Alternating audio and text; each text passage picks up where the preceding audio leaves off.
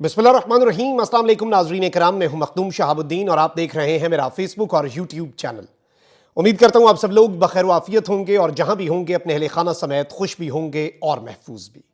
नाज़रीन कराम, आप सबको चांद रात बहुत बहुत मुबारक हो और ईद की खुशियां अल्लाह ताला हमें नसीब करे और अल्लाह करे कि रमज़ानुल मुबारक की हमारी तमाम तर जो इबादत हैं वो कबूल हों और उनके सदक़े अल्लाह हमारे मुल्क पर रहम करे।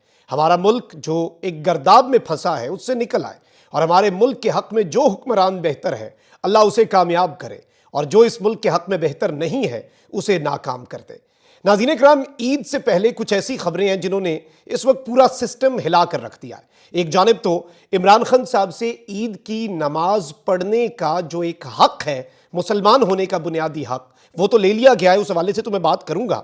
लेकिन इस वक्त पाकिस्तान की सियासत के कॉन्टेक्स्ट में बड़े बड़ों को ईद भूल चुकी है और दो बड़ी खबरें हैं। एक तो 6 जजों के साथ एक और शख्सियत उठ खड़ी हुई है और बड़ा अच्छा टाइम और बड़ा मुनफरिद सा टाइम चूज किया है, लेकिन सुप्रीम कोर्ट ऑफ पाकिस्तान के अंदर से एक बड़ा खड़ाक हुआ है। 6 जजेस के मामले पर अज खुद वाला जो बेंच है वो बेंच टूट चुका है। उस हवाले से डिटेल्स, इमरान खान साहब जो हैं उन्होंने इस वक्त मुकम्मल तौर पर खुलकर खेलने का फैसला कर लिया है। चांद रात पे तो लोग जो निकले हैं उस पर हमने बात करनी ही है और नवाज शरीफ ने भी अपना पहला कार्ड शो कर दिया है। नवाज शरीफ ने भी अपना पहला पत्ता बाज़ाब्ता तौर पर फेंक दिया है। ये सारी की सारी चीजें एक एक करके आपके सामने रखनी है, लेकिन अगर अभी तक आपने इस वीडियो को लाइक नहीं किया, लाइक जरूर कर लें और ज्यादा से ज्यादा कमेंट करें, क्योंकि हमारे चैनल्स रिपोर्ट होते हैं। वो असर जाहिर सिर्फ इस तरह से हो सकता है जब आप हमारे चैनल की इंगेजमेंट बढ़ाएंगे लाइक्स और कमेंट्स की सूरत में। नाज़रीन करम, सबसे पहले तो मैं बात करूं जो इंपॉर्टेंट चीज है उस पर। आज चांद रात के मौके पर लोग जिस तरह से निकले हैं, ना सिर्फ लाहौर के अंदर, ना सिर्फ पिंडी के अंदर, बल्कि पूरे खैबर पख्तूनख्वा, कराची, पाकिस्तान के हर कोने में। और 9 अप्रैल का दिन इसलिए भी अहम होता है क्योंकि इमरान खान साहब को इस दिन वजीर आजम हाउस से निकाला गया था। एक डायरी लेकर वो निकला था और वापस वो आ रहा है 25 करोड़ आवाम लेकर अपने साथ।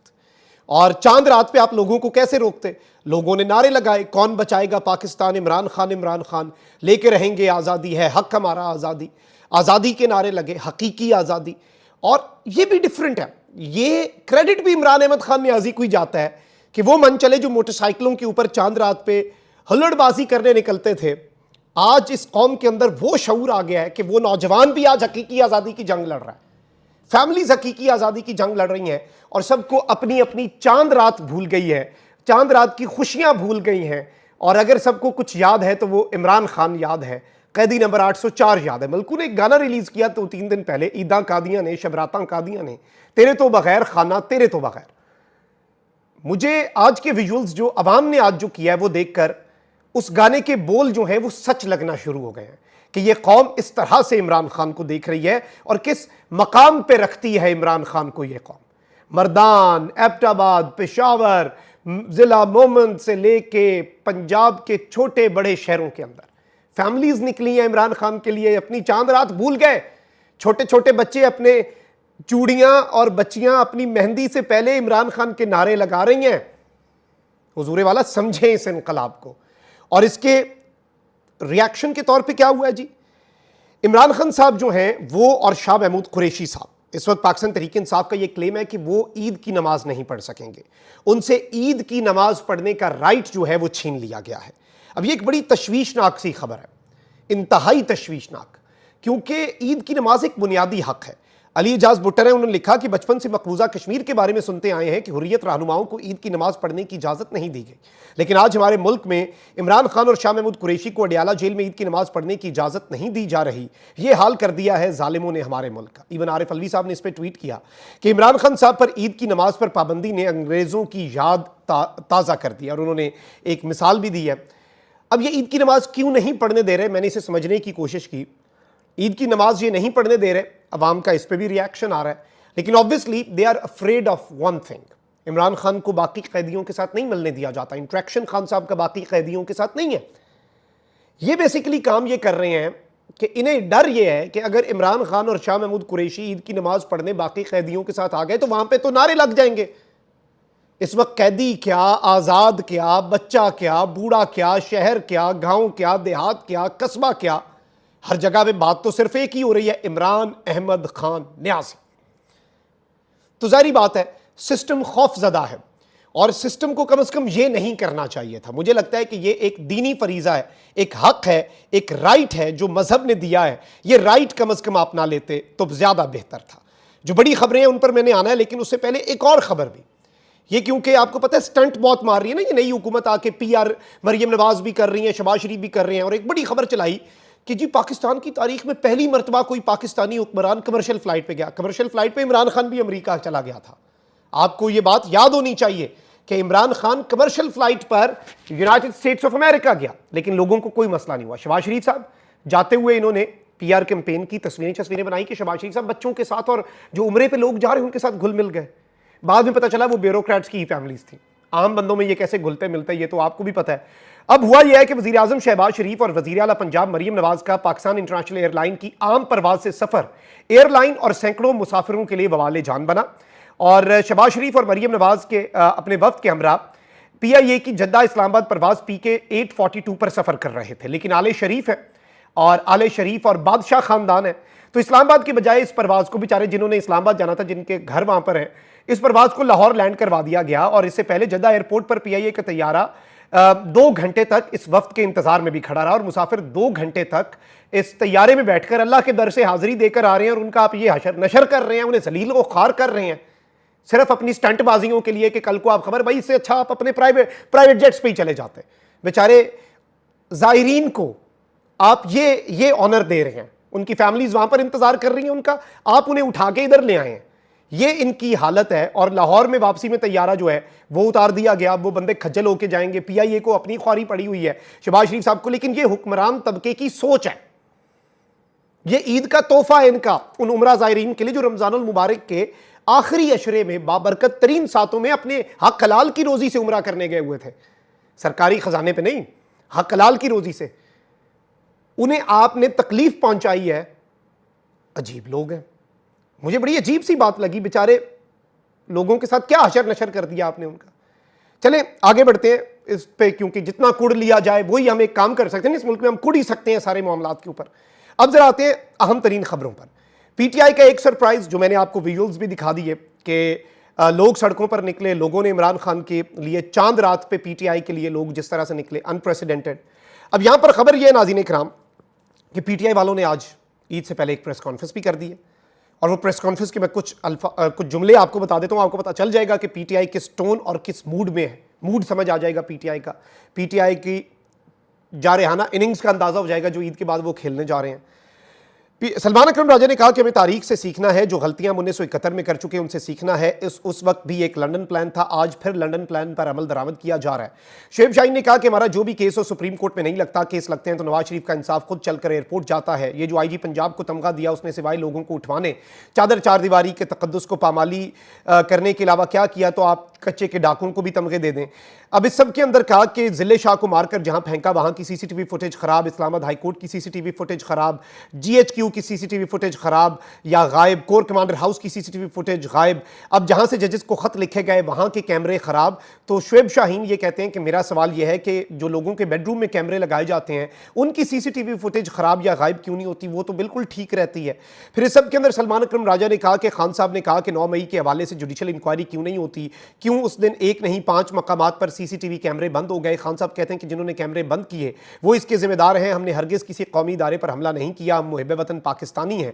खान साहब ने इस सब के अंदर इंतजार पंजोता ने यह बात की कि इमरान खान साहब ने 1971 के हालात को आज के हालात के साथ कंपेयर किया और कहा कि 1971 में मुल्क टूटा, आज मुल्क नहीं टूटेगा, लेकिन मईशत जो है वो तबाह हो जाएगी। और इसमें बहुत सी और बातें भी हुई, लेकिन इस सब में जो रियासत है उसे एक बहुत वाज़े और क्लियर मैसेज जो है वो दे दिया गया है।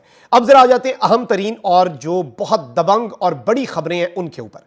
सबसे पहले नाज़रीन इकराम, सुप्रीम कोर्ट से एक बड़ा सरप्राइज आया है और इस्लामाबाद हाई कोर्ट के 6 जजेस के खत के मामले पर एक अज खुद नोटिस लिया गया। सुप्रीम कोर्ट के जस्टिस याया अफरीदी ने अज खुद नोटिस केस की समाअत से माजरत कर ली है। सुप्रीम कोर्ट के जस्टिस याया अफरीदी ने कहा कि हाई कोर्ट्स आइन के तहत इंतजामी फराइज सर अंजाम देती हैं। हाई कोर्ट्स आइन के मुताबिक अदालतों को तहफ़्फ़ुज़ फराहम करती हैं। जस्टिस याया अफरीदी ने अज खुद नोटिस के समाअत से माजरत की। जस्टिस याया अफरीदी ने नोट में लिखा कि 6 जजेस ने अपने खत में कोड ऑफ कंडक्ट तरतीब देने की बात की। इंतजामी मामले पर अदालती कार्रवाई से मनफी तासुर जाएगा। सुप्रीम कोर्ट को इस मामले को जुडिशल सतह पर चलाने से गुरेज करना चाहिए। हाईकोर्ट के पास आइन के तहत इंतजामी इख्तियारात मौजूद हैं। हाईकोर्ट के चीफ जस्टिस या दीगर जजेस ने अपने इख्तियारात को इस्तेमाल नहीं किया। मौजूदा केस में सुप्रीम कोर्ट को आर्टिकल 184(3) इस्तेमाल नहीं करना चाहिए था। अब ये इंटरेस्टिंग सी बात हो गई है कि काजी साहब के इस फैसले से इख्तलाफ किया और उन्होंने कहा कि जो हुकूमत कर रही थी वो ठीक है, ये याया अफरीदी साहब ने। अब मुझे नहीं पता कि जस्टिस साहब ने ये इस मौके का इंतखाब क्यों किया और ये सब कुछ क्यों कर रहे हैं, लेकिन आने वाला वक्त इस हवाले से मजीद चीज़ें क्लियर कर देगा। अच्छा, इसके साथ साथ इस्लामाबाद हाई कोर्ट के 6 जजेस के खत पर अज खुद नोटिस केस पर काजी फैज़ ईसा की सरबराही में 7 रुकनी बेंच ने विफाकी हुकूमत, सुप्रीम कोर्ट बार, पाकिस्तान बार और हाई कोर्ट से तजावीज़ भी तलब कर ली। अब काजी साहब क्या इस मामले को फिर से हुकूमत के पास भेजने जा रहे हैं? एक जज साहब का ये जो इख्तलाफ है और इस बेंच से अलग होना है, क्या ये भी उस जानिब एक इशारा है? ये ईद से पहले एक बहुत बड़ी और धमाका खेज खबर है। अब जरा आते हैं एक और बड़ी डेवलपमेंट के ऊपर। ये 6 जजेस का खत का वाला जो मामला है, इसमें नवाज शरीफ साहब ने यह फैसला किया है कि वो इस सब के अंदर फरीक बन के अदालत जा सकते हैं। अब ये एक ऐसी खबर है जिसने पूरे का पूरा सिस्टम हिला दिया। नवाज शरीफ साहब के वाले से ऑलरेडी ये कहा जा रहा है कि वो एक प्रेस कॉन्फ्रेंस करने जा रहे हैं। उन्हें सऊदीया भी इसलिए नहीं ले जाया गया, उन्हें लंदन जाकर एक प्रेस कॉन्फ्रेंस करनी थी जो इस हुकूमत पर खुद कुछ हमला होना था। नवाज शरीफ हर्ट भी हैं, उनके करीबी सियासतदान इस वक्त हमले भी कर रहे हैं। लेकिन अब आपको मैं ये बता दूं कि नवाज शरीफ साहब ने जब जनरल बाजवा और फैज़ के वाले से बात की तो उन्हें ये शहबाज शरीफ ने जाकर लंदन में मैसेज भी दिया कि आपने बात नहीं करनी। इसहाक डार ने उसके बाद कहा कि नवाज शरीफ ने अपना मामला अल्लाह पे छोड़ दिया। नवाज शरीफ साहब को उम्मीद थी ना मुझे वजीर आजम बना देंगे, तो सौदा कर लिया। लेकिन फिर जब वजीर आजम नहीं बने तो अब वो वापस बाजवा और फैज पे चढ़ाई करने लगे हैं और इस 6 जजेस के मामले के अंदर वो आकर कहने लगे हैं कि शौकत अजीज सिद्दीकी ने जो बाजवा और फैज पे बात की, यानी नवाज शरीफ अब टफ टाइम देने लगा है मुक्तदरा को। अब 6 जजेस वाले केस जो है उसमें नवाज शरीफ साहब जो है वो फरीक बनने जा रहे हैं।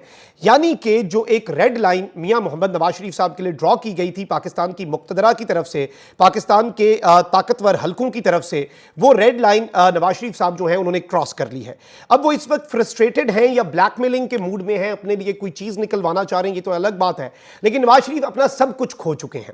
नवाज शरीफ साहब आप पूछते हैं उनसे मुलाकात करके जावेद लतीफ ने 1 घंटा मुलाकात करके 1-on-1 उसके बाद जो बातें की हैं कि नवाज शरीफ को धोखा दे के बुलाया गया और ये सब कुछ। अब ये भी मैं आपको बता दूं, और वो कह रहे हैं कि मेरे साथ धोखा हुआ, मुझे क्यों बुलाया।